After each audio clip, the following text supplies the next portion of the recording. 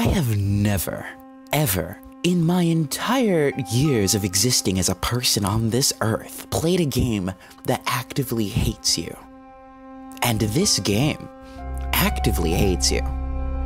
And I love it for it.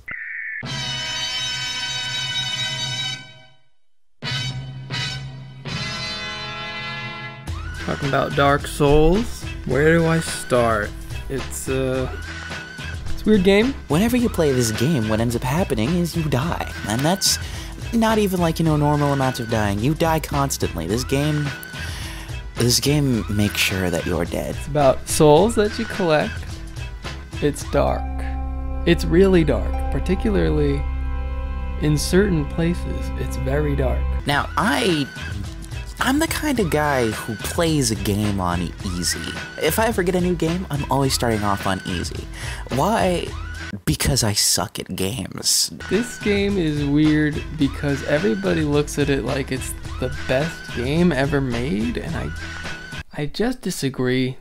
If I'm gonna play a game, and I'm gonna be like, a crazy, super, ultra, main hero character, it just feels weird whenever a boss kicks my hiney and I'm sitting there like, wow, aren't you supposed to be like, the chosen one? A lot of people, it's like their favorite game of all time, and I'm just thinking, but this game is so annoying. Well, Dark Souls was the first game that I actively played that I knew was going to kick my ass. It's so aggravating. How could it be? I saw everyone talking about it, and they were like, well, it's very hard, and it hates you. And I'm like, why would I ever want to play a game like that? Well, I found my answer. One day I was looking at one of those news reporters, and, they were playing the game, and they were like, yeah, this game sucks, and it's awful. And their character had the dopest cape on. And I don't mean that it's hard, because this is the thing we gotta get over. Like, yeah, it's hard. Dark Souls is hard, I get it, but like, that's not why it's annoying. It's annoying because some of the design choices are just a bit questionable. Wait a second, you can get capes in this game? I loved Dark Souls 3. I just had no idea what was going on. It was confusing. And then, a friend of mine, he had Dark Souls 1. So I decided, might as well play Dark Souls 1. And I had no idea where I was going. I'll touch back up on that a little later on. So the game doesn't hold your hand. That's a lot of thing people praise it for. And I love it for that. I play Nintendo games. A lot of those games are like, an hour into the game, remember that you can press A to jump. Like, that's annoying. But Dark Souls is like the complete opposite, where I gotta have some kind of direction, or else I'm lost.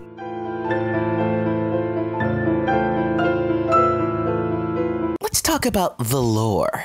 Environmental storytelling. We need to talk. Dark Souls doesn't have lore. Alright, Dark Souls has a lot of lore, and you will likely not understand any of it. People praise this game, this series, for its in-depth lore, and I'm not denying that.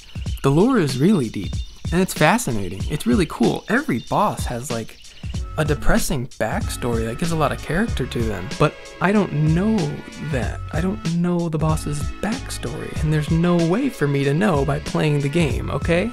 Dark Souls lore makes about as much sense as if I were to say to you, out of context, Chosen One, the world is gone, and yet we remain.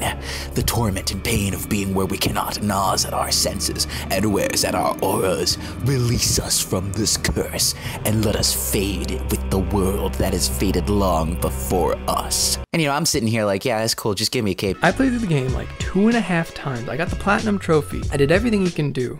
Every item that I got, I read the item description, and there's a little bit of lore here and there. Every now and then you'll meet a character, you'll see like some kind of, I don't know, like a blood stain on the ground, and then you walk over here and, oh, it's a zombie, I guess that guy died there. I think generally the story throughout at least Dark Souls 1 and 3 is that the world is literally ending and you have to link the first flame. And if you don't do that, the world legitimately ends. Like, that's kind of what environmental storytelling is, but The problem is there's a whole massive story here, and you completely miss out on it. I have no idea what happened in that game after the 100 hours that I spent in it. What's up with that? Now you're like, why on earth would I not want to Link the First Flame? The answer is simple. Look at where you live. There is no way to know what happened without reading on Wikipedia. I guarantee nobody beat this game understanding the story before without reading Wikipedia. There's no way that happened. I really wish I knew about the story. There's this guy on YouTube who like makes lore videos about Dark Souls, and you watch him and he's like, oh man, this is cool. Like Pinwheel, the most laughable boss in the game where you just beat him in like 2 hits.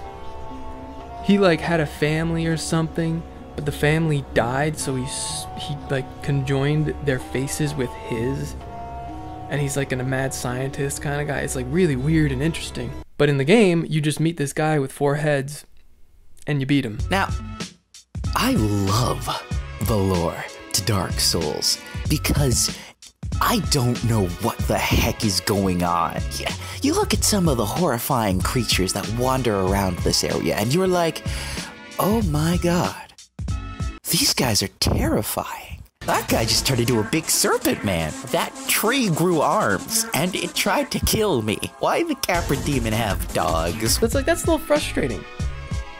And I know it's kind of hard to fit in story. It's kind of the Breath of the Wild problem where they kind of sacrifice story for the gameplay, and I get that, but it's just a little frustrating that there is so much story, you just don't see it at all. And you know what, when this game isn't horrifying the pants off of you, it's just making you sad. I had to kill a dog in this game, and he was a good boy too. He was a really good, gigantic boy. You know, you see the Firekeeper, and she's tremendous. She's wonderful. At least in the 3rd game, she's amazing and wonderful. I can bow to her, and she'll bow back, and give her a toast, and she'll do a little twirl. Oh, I love her. I guess it's just weird to me that everybody loves this game so much, and I like it too. It's fun. It's definitely fun. I've had a good time playing, don't get me wrong, but it's just a lot of frustration, you know? Yeah, there's the Firekeeper, there's the lady who gives you the stuff, and you're like, wow, you're an old lady, I don't know what your deal is, and she'll say horrible things like, oh, seeker of souls, give me souls, because I like souls.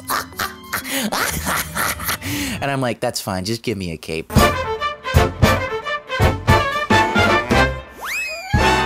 There's this idea in Dark Souls that you can kind of go wherever you want. There's not a linear path. You just need to, you know, get the 2 bells, and then you can go to Anor Londo, and then you can branch off in a few places. You can do it a little bit out of order. But the thing is, you really can't. My first run through of 3, I had no idea what to do after getting to Firelink Shrine for the first time, because the Firekeeper came out and basically said like a, Ashen One, produce the coiled sword at the bonfire. The mark of ash will guide thee to the land of the lords, to Lothric, where the homes of the lords converge. yeah, I got nothing. So I searched up on the internet, how do I continue this game? Because I really want to play it. And the internet told me, oh, remember that coiled sword that you pulled out of that guy's chest? I had to put it into this, like, kind of banal looking pot in the middle of the Firelink Shrine. It's broken, and there it was.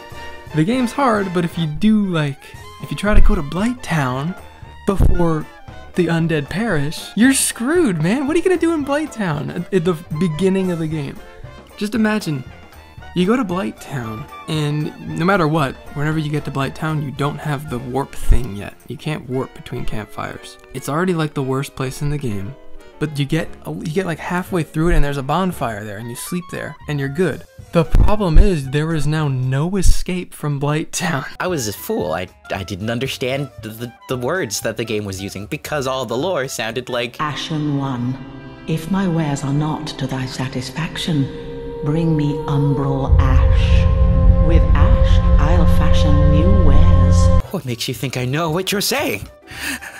I don't know what you're saying. You can't go up because you fell your way into here. There's like no real ladders. I'm not sure if it's even possible to get up from there. So you have to go down. You have to go all the way down to the swamp and find a way out from there, or else you're stuck in Blighttown forever. This is where a lot of people probably just stopped playing.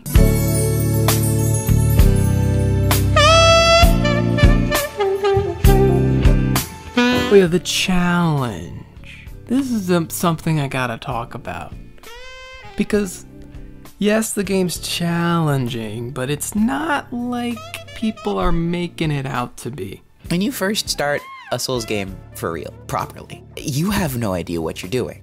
I actually wanted to play a Dex character when I first started the game, because I was like, you know, your boy, whenever he plays Dungeons and Dragons, he always plays a rogue. I'm always in the shadows and stabbing somebody, shooting somebody with a bow and arrow. That's the way I want to play. So I was like, all right, here's what I'm going to do. I'm going to play the Deserter, and I'm going to use a bow, and I'm going to use the bandit knife. The bandit knife. It's not like, oh, there's this huge hill I gotta get over, and I can do it if I hone my skills and get good, as they say. But it's not really the case.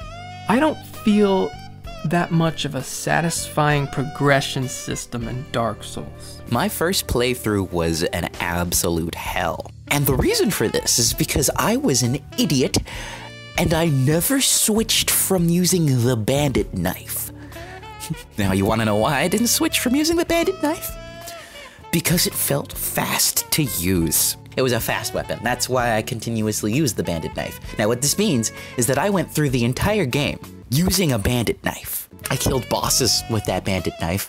I killed bosses using that, and I'm not bragging. I'm shocked and horrified and appalled at myself. Yeah, some bosses, you can do a little trick to get past them. You can figure it out.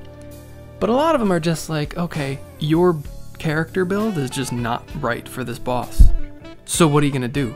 Grind and try to level up your stats more? That's only gonna ruin the character build that you've been going for. Or you can just brute force it and do it until you get lucky enough for it to work. It's not like I walked into the boss arena and I just ganked a boss. Oh no, I died time and time again.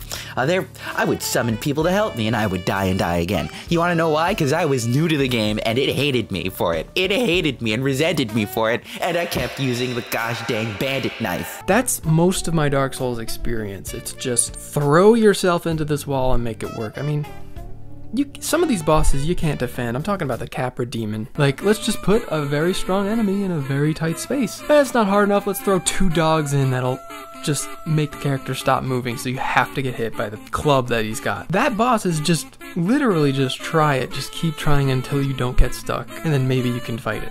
That's stupid, man. The level design is kind of atrocious sometimes. When I was playing Dark Souls 1, I had no idea where I was going. And this is, once again, now a person who has New Game Plus'd Dark Souls 3 so many times. The other guy you hear talking, he had to tell me where to go in this game, because I had no idea. And you know what? The first place that you're supposed to go in this game is like a cliffside area that you would never think to check ever unless you were like wandering around. And you look at that and you're like, wow, do you not want me to play your game? Do you hate me? The answer was yes. The answer was yes, this game hates me. Anne Orlando.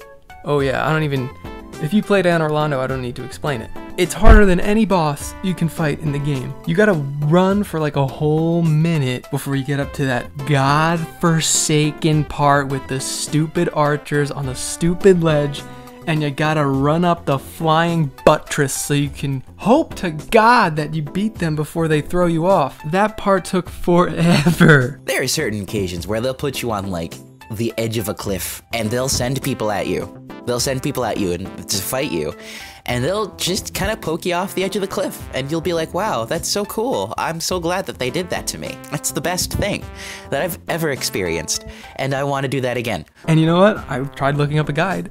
I tried doing that for a lot of parts in this game, and most of the guides gave me the same answer. Professional people like, oh, I know Dark Souls is my favorite game. This is what you gotta do. So run up to this guy and like try to jump and try to roll and just hope to God he falls off before you. I'm like, huh? I go to another guide. He goes like, yeah, you just gotta run. You just gotta do it, man. You just gotta try. Sometimes the level design isn't bad. Sometimes sometimes you go down an elevator and you end up back at the Firelink Shrine, but you've been traveling for hours beforehand, and you're like, that's so cool. I'm getting like a sense of like place and position in this world. I don't understand how it works, but it does. That's phenomenal. That's it. All the guides are just like, there's no real way to get through that part without just winging it and hoping that you win. That's not good level design, okay? I remember an area in Dark Souls 1 where there were some skeleton guys. And you know what? Normally that's fine. Who cares? They're skeletons. They're normally supposed to be like a throwaway enemy. They're normal. Who cares? Turns out if you don't have a blessed weapon, you cannot kill them. And they'll just keep on getting back up and murdering you. And you know what? I didn't know that. I had no idea. No one told me this. This is a guy who played Dark Souls 3 multiple times. I had no idea that you needed a blessed weapon to kill the skeletons. From what I understand about Dark Souls 2, they went overboard with that. Like, the whole game is just complete bullshit to the point where they had to remake it, kind of, and redo all the enemy placements and Scholar of the First Sin and all that. That's just really annoying. It seems like From Software just wants to piss off their players and not so much challenge them. There are some levels that are just dark. You can't see anything. You can see nothing. And I guess that's my fault, because there are actually torches in Dark Souls, but I just never use them. Wait a second. Well, the torches don't really do anything, do they? Well, you know, you win some, you lose some. It's time to devastate. It's time to devastate. It's time to devastate. It's time to devastate. It's my thing with Dark Souls is that it's fun in a silly way, like I was talking about. It's silly. It's like, oh my god, this is so ridiculous. It's fun. It's fun to play with a friend, you know, one person dies and the other person tries, stuff like that. It's fun. Look, everything is hostile in Dark Souls. I had to kill everything that I saw. The beginning area. Before I even fought Borat of the Boreal Valley, I came to these gigantic double doors that are of a church, and there was like a lady sitting in a chair. And I saw on the ground, boss ahead, enemy ahead, oh god, why ahead? Because you know what, Dark Souls is a multiplayer game, and people can put messages down on the ground. So I saw those messages on the ground, and I was like, oh. A lot of people can master this. There's a lot of bullshit you can do in this game. There's a lot of bullshit you can do in terms of the gameplay. If you know how to parry, this game ain't hard anymore. So, because I was playing a deserter, I had a longbow. So you know what I did? I stood at the entryway and I shot an innocent woman in the head with a longbow. And I thought that I had just gamed the system. And I walked right into that room to loot the body. And I picked up like a banner and I was like, what, that's it? No soul of a boss? You know how to backstab? No problem. On my second playthrough, that's when I realized what backstabbing was and what you can do. And parrying and stuff like that. You can parry or backstab just about any enemy in this game and just kill them. They're just dead. The game becomes nothing at that point. But then a cutscene happens. And the doors close, and there's the dancer of the Boreal Valley, and I'm under-leveled, and I only have a bandit knife. You can play as the naked character that you can start out with just a club, and you can just critical kill everybody with those attacks. It's kind of ridiculous. Online play? Forget it. Don't even bother with online play. Why would you do that to yourself? It's just gonna be somebody who comes over in a ton of armor and they backstab you. They find a way to parry you, whatever you do, and they're gonna kill you. You can't do anything online in Dark Souls. It's a little annoying.